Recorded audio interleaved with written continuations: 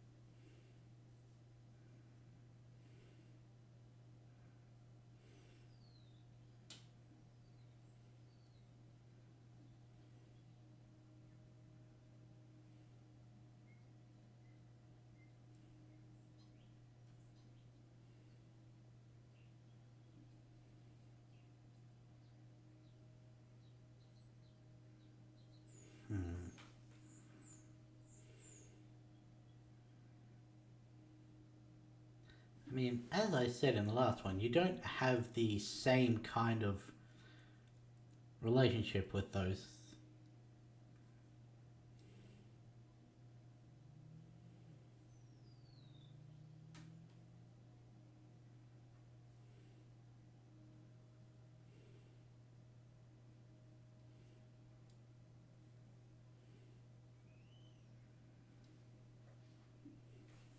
Because, I mean, one of them's basically a brother figure.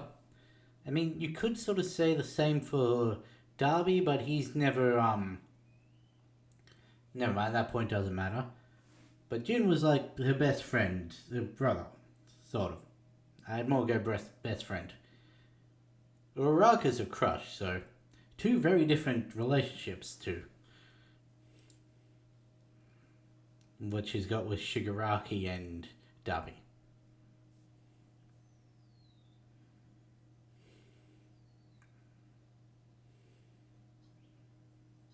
But I mean, that does... I am glad that they're bringing back why Uraraka became a hero in this.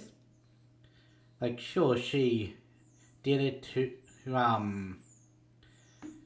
help pay her parents' finances for their construction company, but she also, as a little kid, saw the way in which a hero made the crowd around them happy.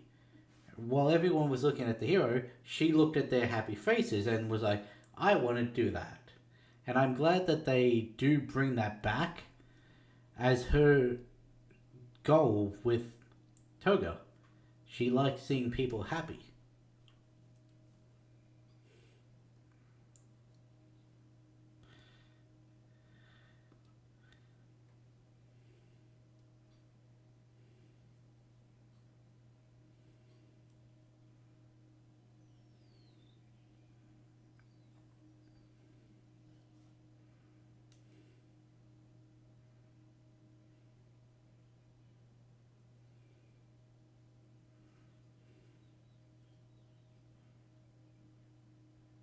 Maybe not an Aurora, but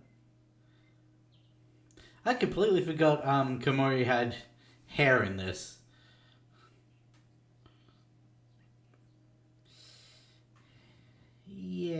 blocking the light can only do so much against someone who can produce it.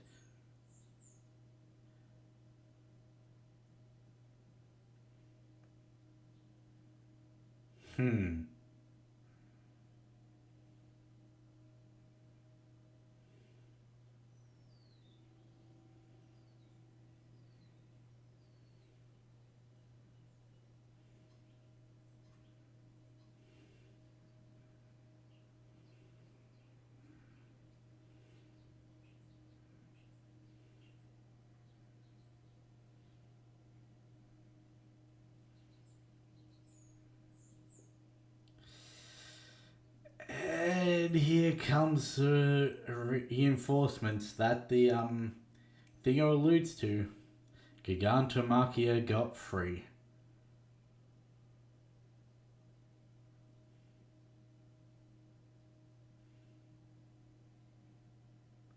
Luckily,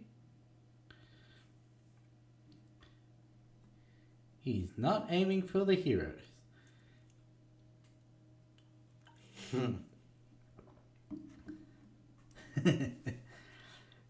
Yeah, it was Shinzo that they showed in the thumbnail. This exact screen right now.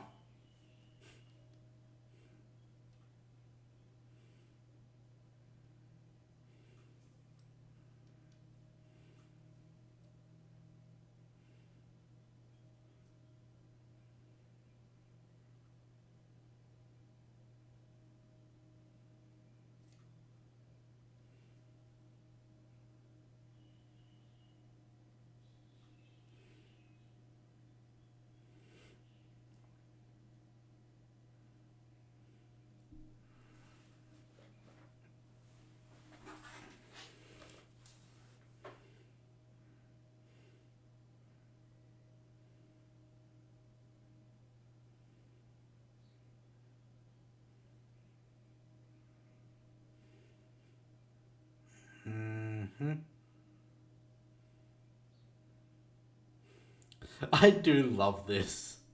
Just using the size enhancing to give her a club.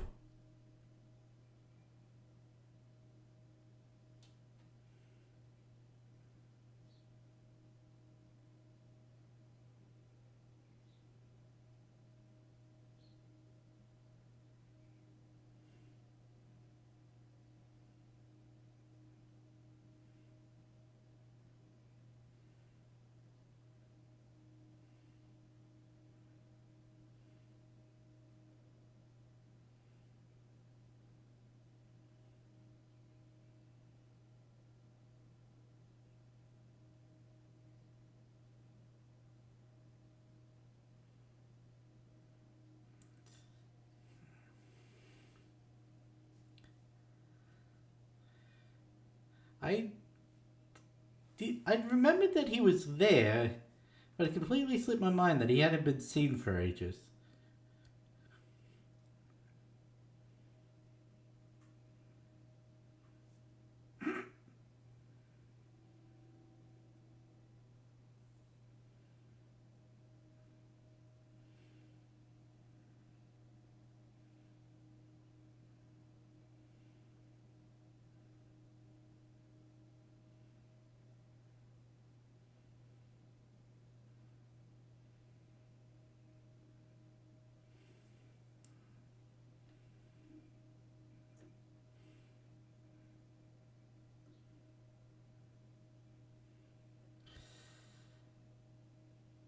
Yeah.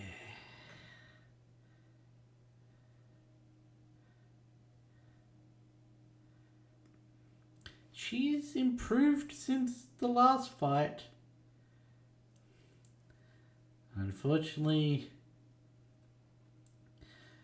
she's using it at an extent that it hurts herself.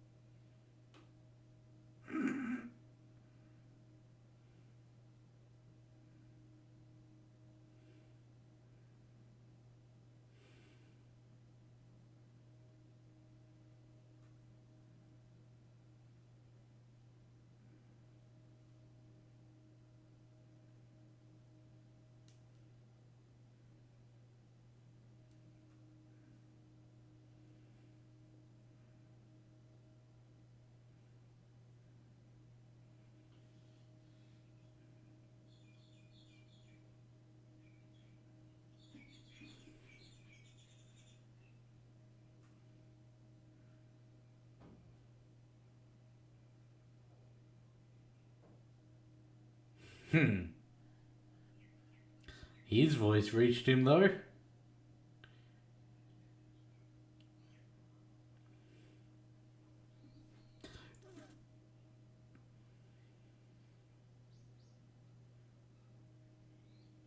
I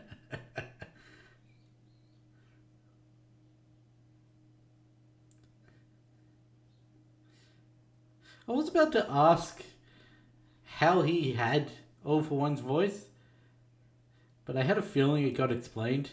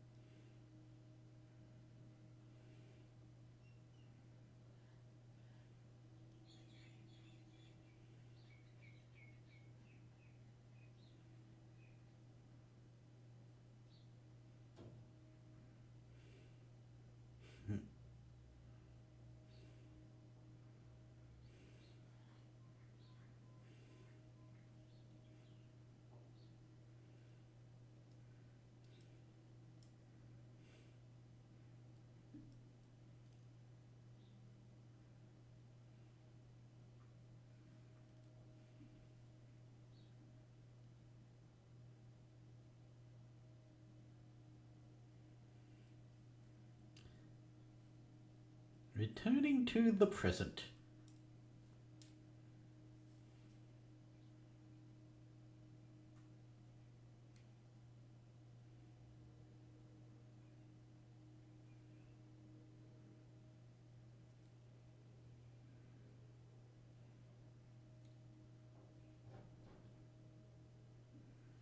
That's a weird place to cut. I feel like this should have come before the returning to the present.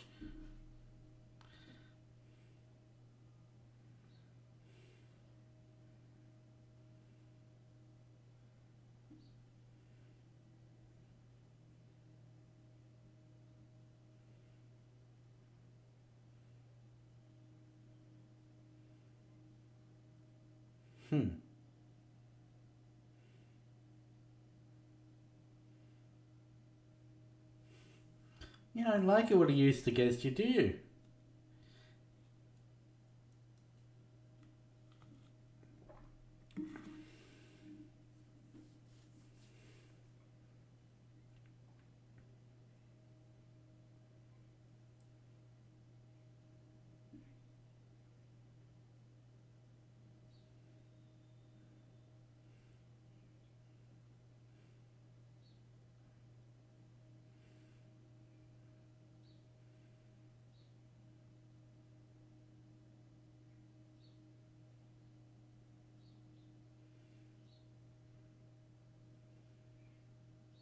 I mean, yeah, a little far away. He might have been able to whisper.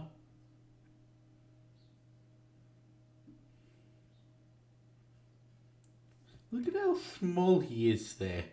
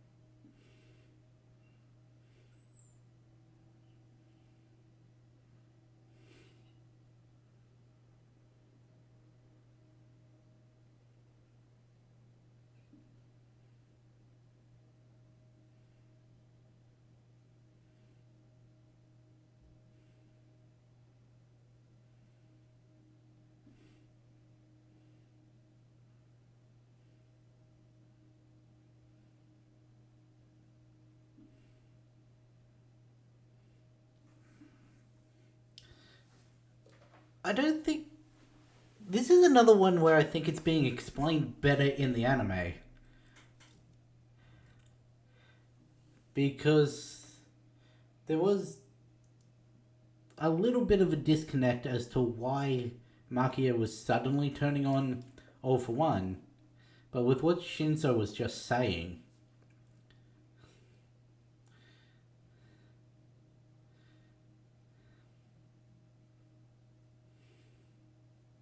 The sky is new, the coffin in the sky.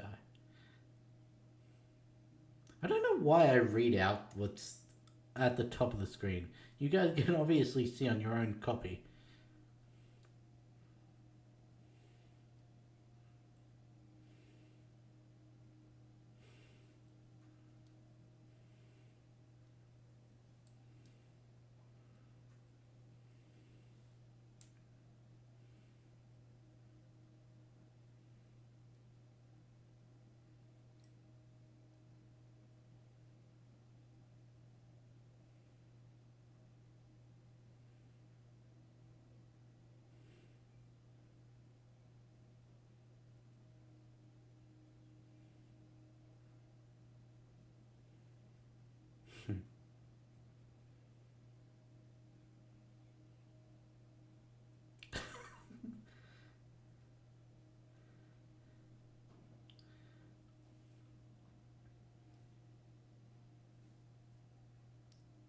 See, this is another thing that people had issue with.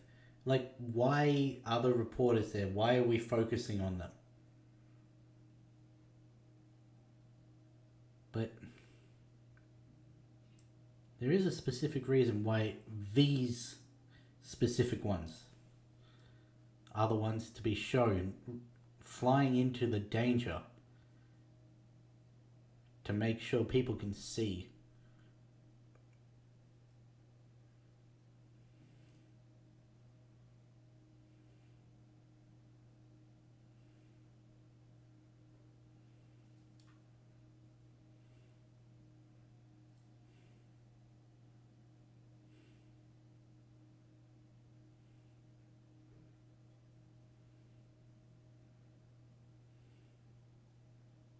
Oh, hey, Melissa. The kids from the, Two Heroes? I think that was Roddy's from the other movie?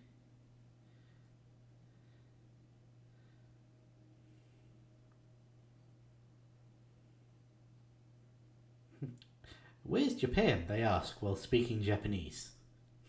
I'm sorry.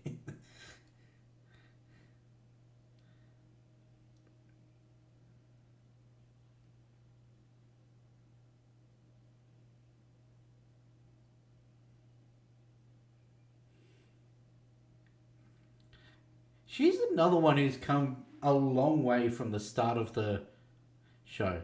Because remember, the very first episode, it showcased that she's there for the popularity to see everything.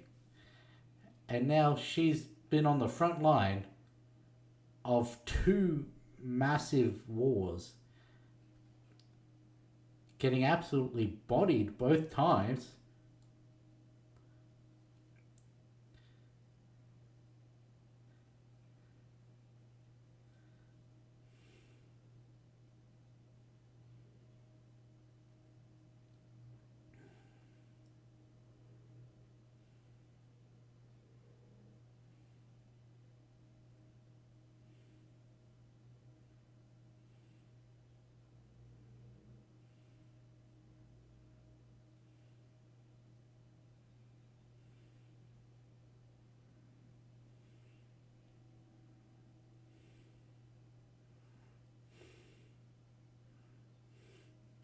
Even after everything, Hawk still used his body to protect Tokoyami. Which really is an impressive feat considering he didn't seem to have very many wings left to be able to fly in front of.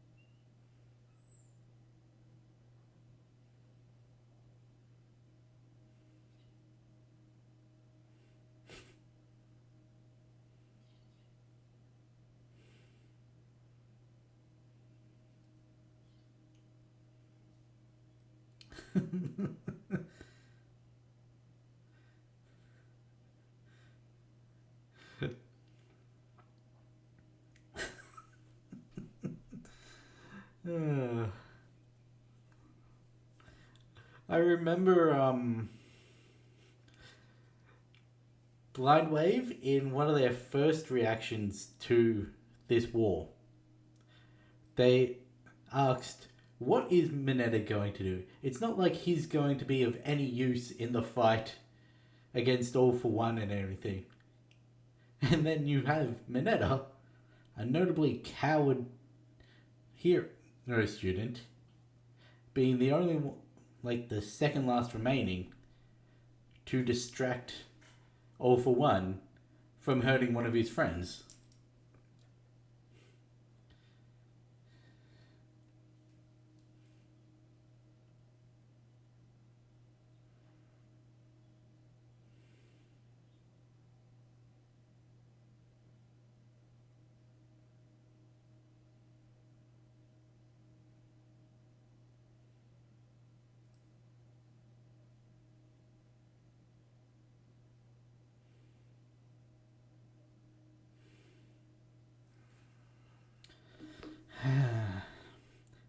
I wasn't thinking that we were going to get Hawks' quirk being stolen in this episode. I thought that was going to be a next one. Like, I thought this was going to end with All for One holding Hawks up, but not actually seeing the transfer of the quirk until next week. But, yeah. Which is another thing that annoyed people when they were reading this chapter. Because All for One steals Hawk's quirk. He's always going on about how he wants to take only the strongest quirks or the most useful ones, and yet he's willing to take Hawks's basically destroyed quirk, and then he doesn't actually use it. Like, he's still flying with the exact same quirk that he was. The speed is the same that he was using. He just now has little flappy things on his back. But what those people don't understand is he did it as a precaution. Because Hawks is one of the ones that he is worried about. He was worried about Endeavor because Endeavor is sheer tenacity, sheer willpower. If he wasn't being distracted by Darby, he would be posing a threat to All for One. Hawks, despite being the youngest hero, is also sheer tenacity, sheer force of will. They've just got two very different personalities, and in every battle against All for One, in this war, in every fight with Endeavor since the fall of All Might, Hawks has been there, backing him up, using his wings to propel other people, being able to fly fast enough to always head off the opponent. As we saw with this, even with his little stubs, he's still able to keep up with All for One. Yes, with the help of Dark Shadow, but still. And Hawks poses probably the biggest threat out of everyone that was still there. Now that he'd taken Dark Shadow off the playing board, and Gigantomachia, because All for One would be the only one who has the power to single-handedly hurt Machia. But, yeah. So, if he can take Hawks off the board, because as long as Hawks was alive, he would keep coming. And, yeah, so there were several things that people, I think, unreasonably got annoyed with some of these last few episodes. Really starting with the reveal of Edgeshot going in to save Bakugo's life, I think is where the most annoyance started. And there was pretty much one for every single arc, well, mini arc after that. Most of it is unwarranted. I do like the fact that the goal was to get Shoji to Makia just in case they happen to free him so that he can use All for One's voice.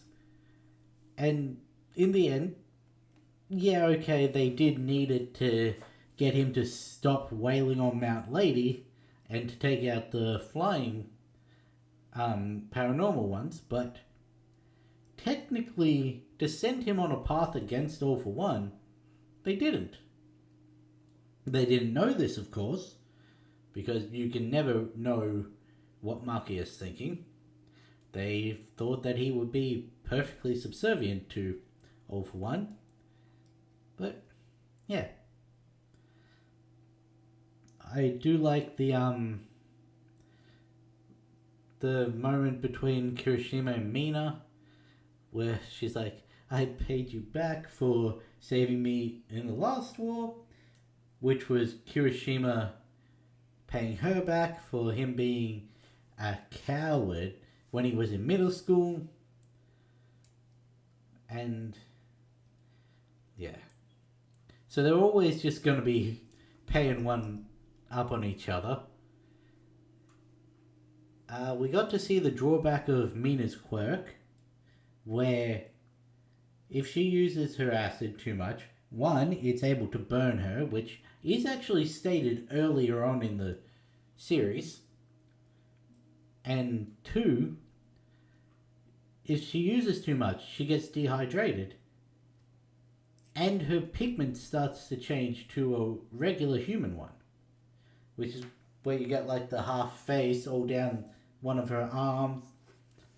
Was looking like a regular skin color. Like a very white skin color, but still regular compared to the rest of the Japanese skin color.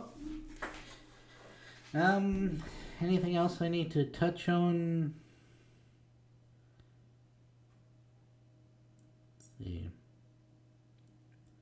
Not really.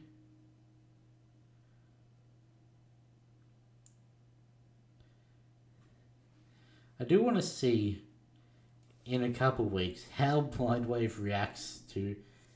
I think it was Eric who said it about Mineta, or it could have been Aaron.